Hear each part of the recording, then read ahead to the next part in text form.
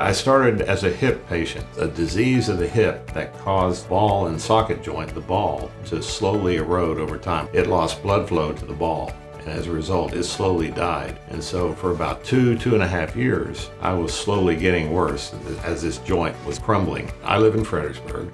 I was using a doctor out there. We knew the diagnosis was correct, and he told me it's going to get worse. You'll eventually have to have surgery. But he never once said, if you let it go, you're going to screw up your knee. And so that's kind of why I started looking around for a recommendation on an orthopedic surgeon. And I found Dr. Goldberg. So I made an appointment and got hit off with it pretty quickly.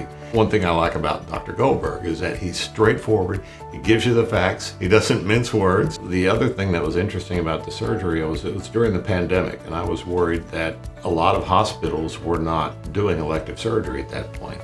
But Dr. Goldberg, they weren't subject to putting off elective surgeries. So I was able to get the surgery when I needed it immediately. I think Dr. Tyler Goldberg has changed my life considerably and made it much more positive. When most people are slowing down, he's allowed me to keep going and stay at a level that I think is beneficial to my health for the longer term. I give his name without any hesitation at all for both knee or hip. When anybody would ask who was my doctor, I'd say Dr. Tyler Goldberg, a top-notch person, and I have no problems at all recommending him to anybody at all.